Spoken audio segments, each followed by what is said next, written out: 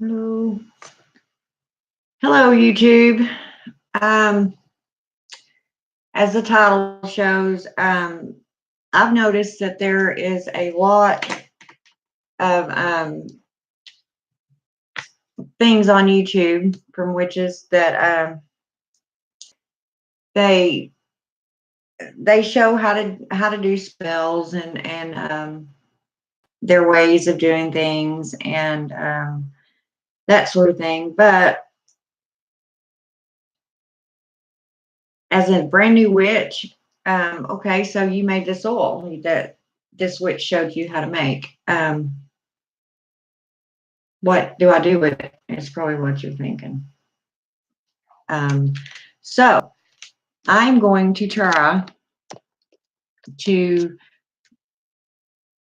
start from the very beginning, and I may miss a few things and have to go back because I have been doing this so long that a lot of the very basic I've honestly forgotten, or haven't forgotten, but I just don't think much about it anymore. First of all, if you don't know anything about the path, but it interests you, you need to do soul searching. You need to go out into the woods, or if you don't have woods around your house, go driving down a dirt road, or someplace out by yourself to where you can be around some sort of nature. You may already have that calling to where certain things, like for instance, in my case, as far back as I can remember, I loved storms, tornadoes, thunder. The louder, the better. It really just got my blood going. I always, if I ever did see a tree in the part of the United States I was raised in, we didn't have trees. It's flat land. We had a mesquite tree here and there, or a tree that somebody may have planted, but if I ever did see one get cut down, it really broke my heart. I just hated it, and I didn't know why. Animals, if I see anybody, nothing can make me madder than seeing somebody mistreat an animal. Just the tender-hearted way that you look at nature, like you just want to protect it.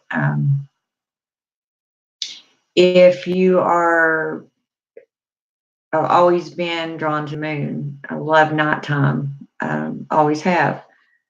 A lot of the jobs that I've taken were at night, and that wasn't hard to do in healthcare because they couldn't hardly find people to work nights. So there I was. But you just kind of know, you know that you're different. That I was raised Christian. My grandmother was extreme Christian. I mean, she wasn't one of the Bible thumpers that bothered you all the time, and you just could tell by looking at her what she was, and how she acted. And I loved her so much. She was more or less my mother, and I respected what she did, but I never believed it. I don't ever remember actually believing their way. Like I said, you'll just know. You'll know. You'll have certain clues about yourself. But don't, if you haven't ever messed with any sort of magic before, and even if you have and say, "Oh, I did this spell, it didn't work," well, there's a reason for that. It's just like a baby learning to walk. They don't just get up at 4 months old and take off running across the floor. I'm not saying that it had never happened. That would be one hell of a child. You have to start with the basics. You have to know what you're dealing with, and you'll find in the journey, and it's a wonderful journey. It's full of surprises and magic, and it's so fulfilling. You literally feel like you have a purpose, and instead of sitting back and going, well, I can't change that, I can't do anything about it. Yeah, you can. Learn to manipulate those energies, and you can do something about it. In the long run, you are going to come upon different paths. In witchcraft, it's not all just cut and dried witchcraft. You have, you've got a Wicca, which is a huge major. It's considered a religion now. You have voodoo, hoodoo. I don't even know all of them. That's why you need to know who you are in here, what type of magic you want to do. You need to know your herbs. A lot of the girls, they'll say, well, can you do this spell for me? Well, wouldn't it be fantastic if you could do that spell for yourself? Now, granted, this path isn't for everybody, and a lot of them get on it and they don't stay very long. And that's okay. You tried it. It didn't work for you. Some people give up before they really understand what it's about, before they give themselves a chance to make it work. It's like anything else, if you want it bad enough, you're going to get it. So go out to the country, get in tune with nature, just listen. You can sit real still and roll down your window or whatever you need to do. Listen to the birds, listen to the wind rustling through things, and do this for, I don't know, 30 minutes a day, at least for a week. If it's cold in your area, go into your bedroom, try to, sit and think. Imagine yourself in a forest and do some soul searching. Later on, you'll learn that we call that shadow work. But that's usually for when we soul search and figure out in ourselves what's wrong to fix it, or if we need to banish something from our lives or draw something in. But in your case, it would be just getting to know yourself, getting to know your soul, your heart. Meditation, as I said in my first video, I don't meditate. I'm working on that because I want to be able to do it, to say that I can. I haven't ever really done that. As I said, I'd go take long baths and sit and think, and maybe that's considered a form of meditation. To some it would be, some it ain't. So that's another thing. You are going to have so many people telling you so many different things. That's another reason you need to know yourself. You need to know what you want to get out of this path and what you want to give back to this path. It's not all about magic, as I said in my first video. It's about protecting the earth. I would say all witches, and I better not say all, but most of us, our religion is an earth-based, nature-based religion. We try to take care of things. We Don't just take things, we try to give back. Don't leave that void there, fill it with something. Um, but I'm not going to get into all that right now. What we're talking about now is just getting to know yourself. Um, maybe a few herbs. I have a list of herbs here, and I just randomly pick some. They're pretty much basic herbs. Most of them, except for one, you will probably find in your cabinet. Um, you have rosemary, and write these down and do your homework. Look them up.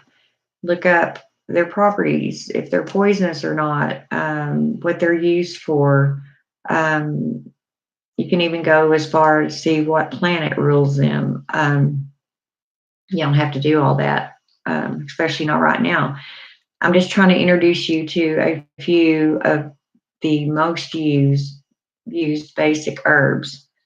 You have your rosemary, sage, uh, bay leaf, and cloves.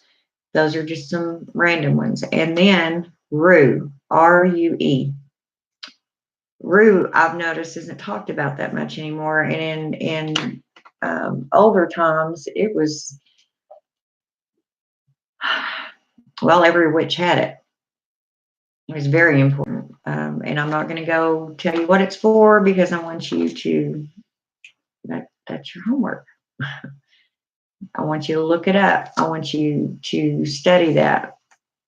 Because you need to know if you're going to mess with the herbs, you need to know what their properties are. This way, when we get to the part to where you start doing your own spells, you will know what herb to go to. Now, also, I'll back up just a little bit, which you'll probably find me doing a lot. You don't have to have any of this. They're tools that we use. They help. Um, you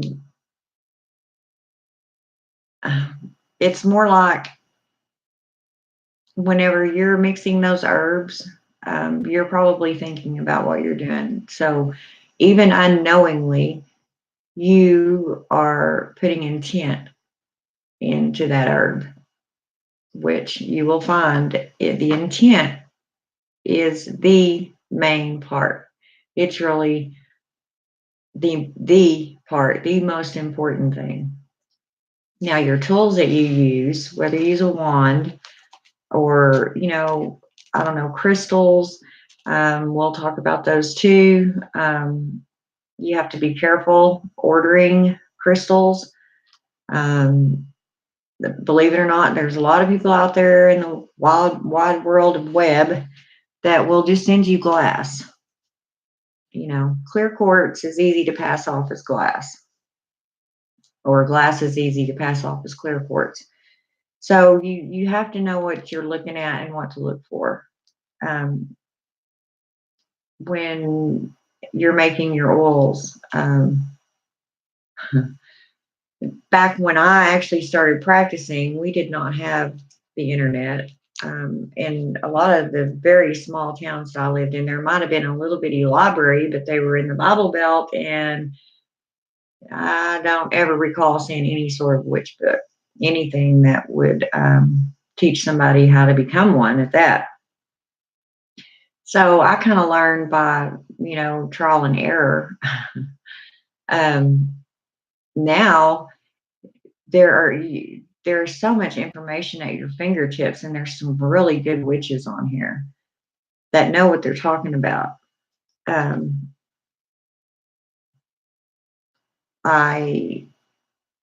can show you later on what all the spells and stuff like that. But my main purpose here is to teach you how to do your own spell, even how to write your own spell. It's not really that hard.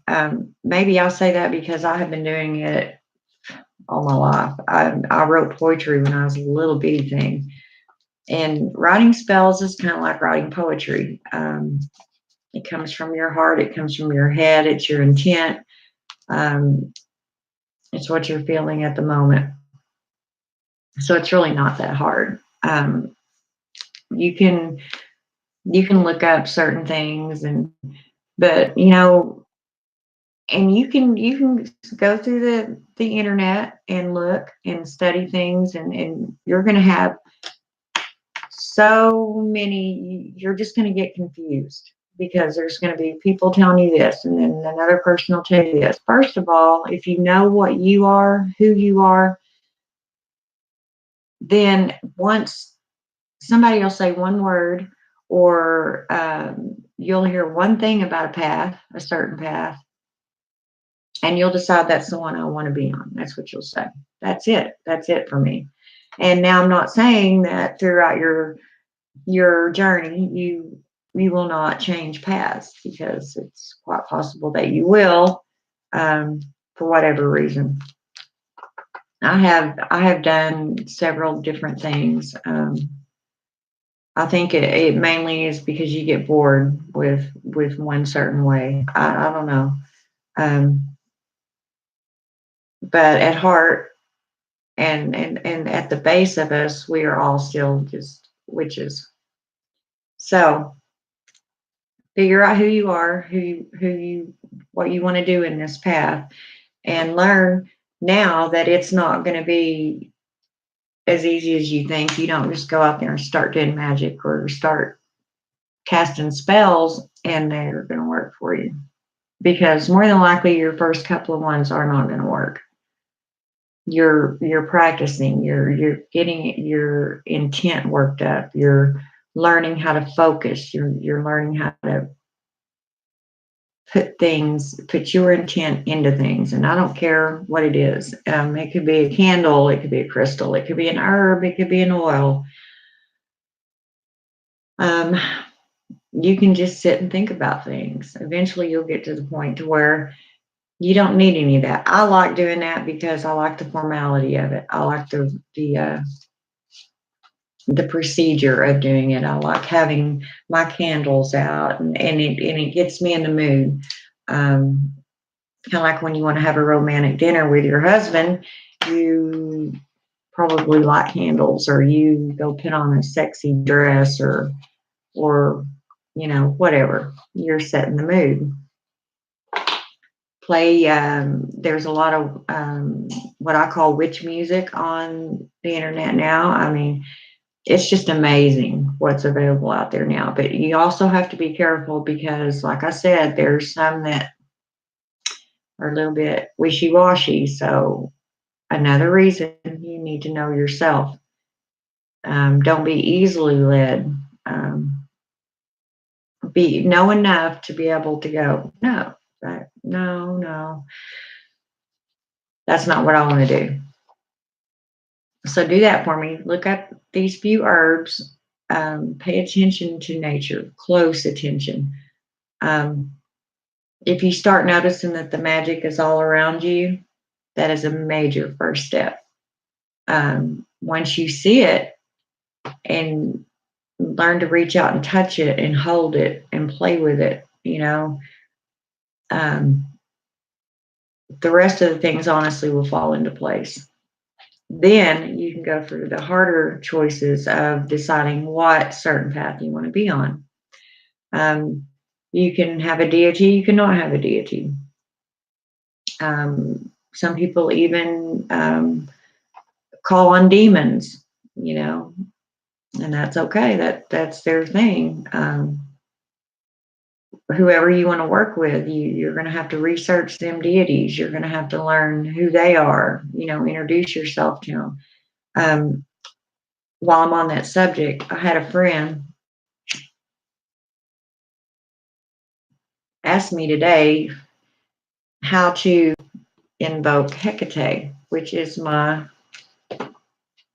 deity. She's my mother.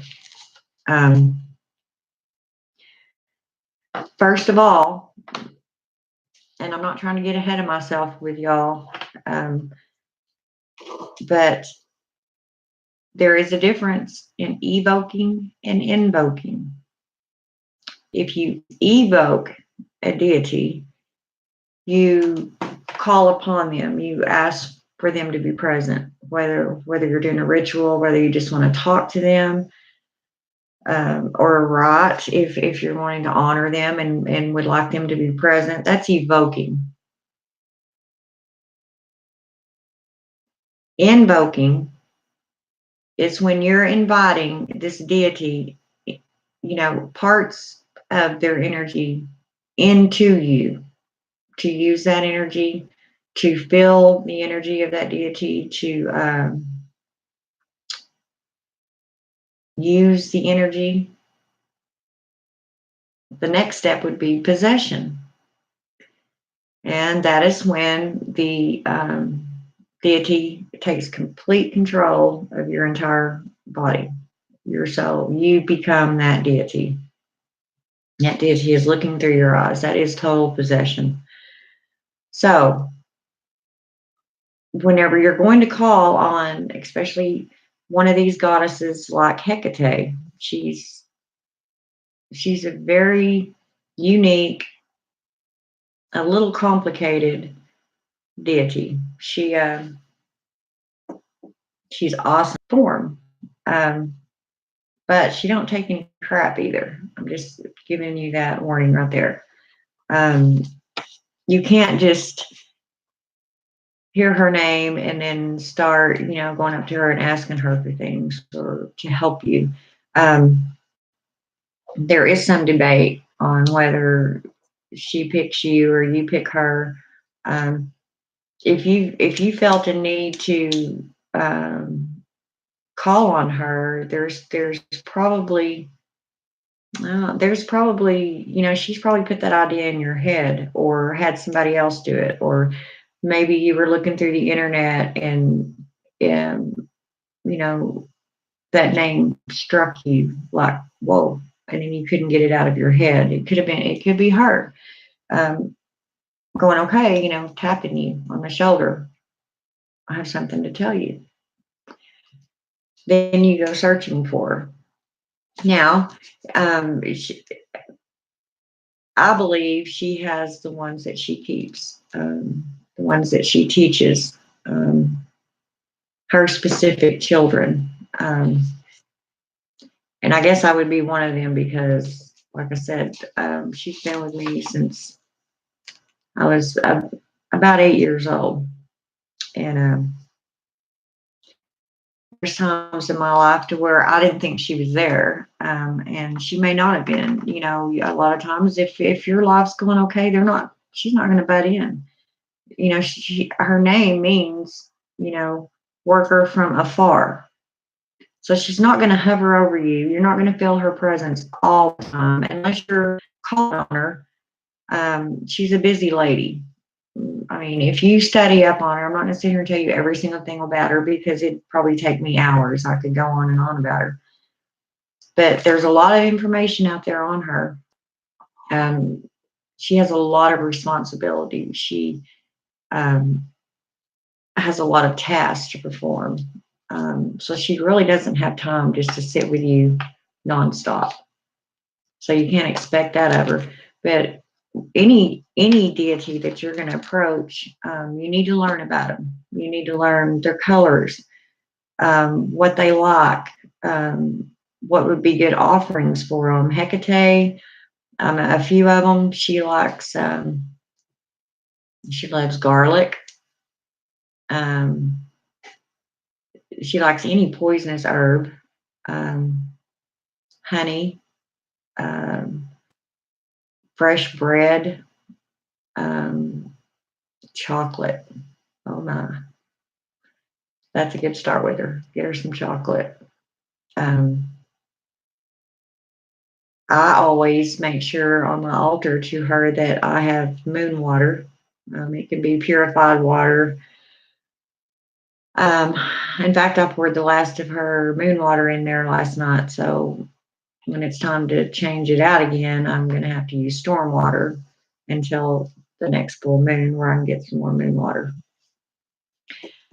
But at first, you don't have to go out and do all these things. You don't have to go buy all her stuff. I mean, I have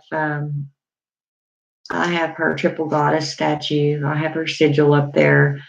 Um, and you'll learn little things. You know, something will just pop in your head. You may be out. Like one day, I was out going to get some crossroads dirt. Because she's the queen of the crossroads also. In fact, that's where a lot of people run into her at. She's always for the underdog, the outcast. So um, I thought sunflowers, even though she's a dark goddess, you know, I thought it might be nice to brighten up her day a little bit, you know, seeing something different. And yeah, I guess it worked. She wasn't mad at me. They didn't get thrown off my altar or anything, and she has done that. Certain, well, like whenever I find feathers, I will pick them up and put them on her altar. Well, there's been a couple of them I put on there. It's like, no, I can give that to you. And I'll pick it up and it's like, wow, how'd that get on the floor? And I'll pick it up, put it back on there, come back through, it's on the floor. Okay, she doesn't want that on there, so I take it off. Um, I've even gotten those little pearl onions and put a few of them on her altar. She likes raw eggs. You can get an egg. Of course, fresh eggs would be better, but in this day and age, you know, most of us don't have a chicken house we can just run out to and grab an egg, and she knows that. Pick her some flowers. Her colors, and you know, some people may tell you different, but what I know she likes is black, red, purple, and orange, red, orange. Basically, your Halloween colors, except for the red. I've put red on there. I don't do it all the time, but I think that is just showing, you know, red's a symbol for love. So I think I just put it on there because I love her. A lot of people give her wine, uh, anything that you want to give her out of respect. When you do approach her or ask her for something, make sure that you have respect for her, because she will demand that of you. And either that or she'll just laugh at you and go, who are you? You know? So just have respect. And that's with any deity that you're working with or spirit. You know, don't go in there and start commanding them to do things, because, like I said, they're just going to laugh at you and walk away. It's like, look at this puny human thinks, you know, that they're already so big and bad, they're going to rise above me. Well, wrong. But anyway, yes, now if you want to do that and you've been talking to her for, you know, a couple of weeks, giving her offerings, you've introduced yourself, then you can go to her altar. I usually just say, you know, Queen Mother, or Hell, the Queen of the Witches, because she is also the Queen of the Witches. There's a lot of different. You will learn your own way to call on her. Then kind of sit back and see if she comes to you. And of course, you're not going to see her. I've been fortunate that one time in my life I did see her when I was a little girl. But I haven't actually seen her form. I've seen, like, in scrying. I think I upset her one night. She was busy, and I called on her for something, and the look that I got in the crystal ball, the way she appeared to me, was not what I was used to seeing of her. So I'm pretty sure she was a little bit aggravated with me that night. But I knew that automatically, and I said, I'm sorry. And, you know, that was the end of that session. But you have to be careful. She's very swift. Her energy, when she gets in the room, you will not mistake it. You will automatically know that it's her. even after, this time, I get edgy. I get like I've just drank uh, 20 gallons of caffeine or something. I just feel shaky. And some people can't handle that type of energy. Um, I guess I'm kind of used to it, but it's still, there's no denying when she's in the room. Let's just put it that way. And so, yes, you can call on her. Yeah, some of the witches will tell you, no, you don't call on her. She'll come to you. Okay, well, like I said, maybe she's sending you a message. If you feel the need to talk to her, or if you studied her and you know some of the signs, like her black dogs, um, snakes, keys, um, the boar, black sheep, even the black cat. There's a story behind that, a mythological story. I can't think of it right now off the top of my head. I go blank, but something about somebody, and she had took pity on her and turned her into a cat, and the cat walks by her side to this day.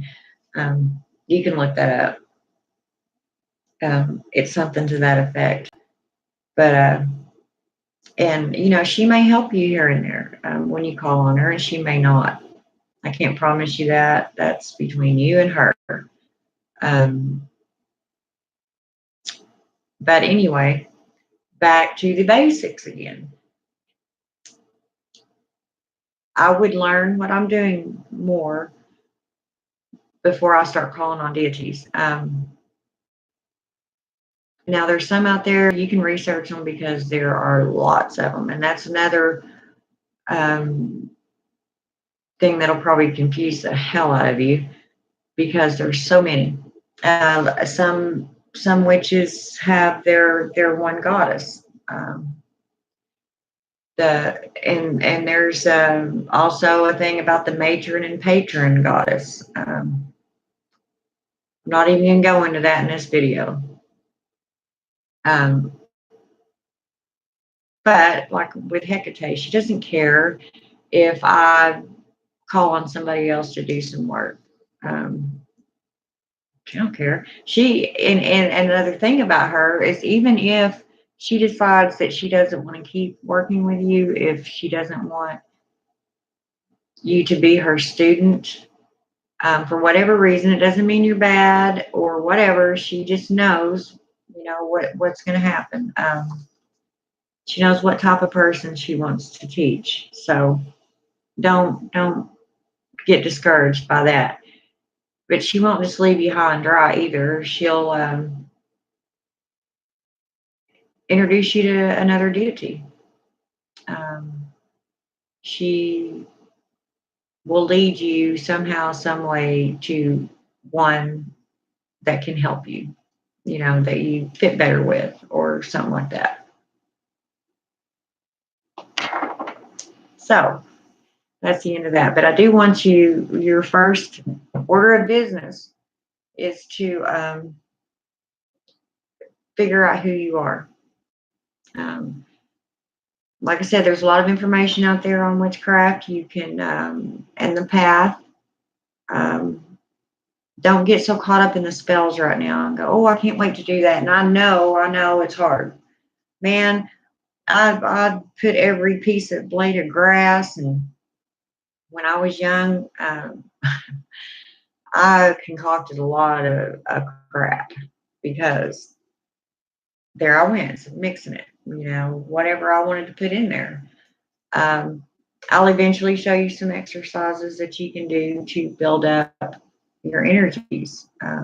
You'll learn how to see and just uh, define your aura.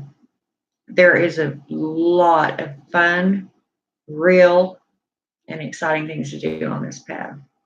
Um, you just need to make sure that this is the one you want to be on.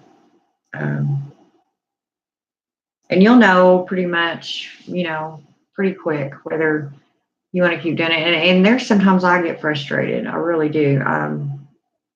There's times I go through dry spells where nothing that I do works. My spells don't work. My chants don't work. Um, I just can't seem to get it right.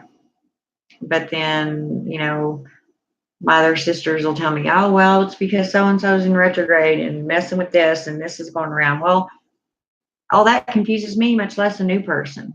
I haven't ever been into planetary magic. That's another thing you'll run across. I do know an excellent lady, by the way. I forgot to say hello to two people on my first video, Raven Ways. Hello. And Harmony Nice. I really like that young girl. She's a sweetheart. She's Wiccan, but she's a really sweet girl. The Wiccan path, if you choose to go on that, there's a lot of information about that. It wasn't the path for me. I'm more solitary. I don't have guidelines of any sort. I try to be a good person. Therefore, I try to be a good witch. Now, I'm not saying that if somebody comes up and messes with me or somebody I love, I'm not going to start throwing shit around.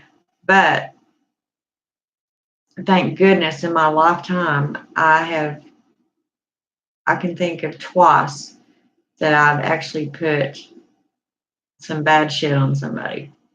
And believe you me when I say they deserved it. With every ounce of my being, I knew they deserved it.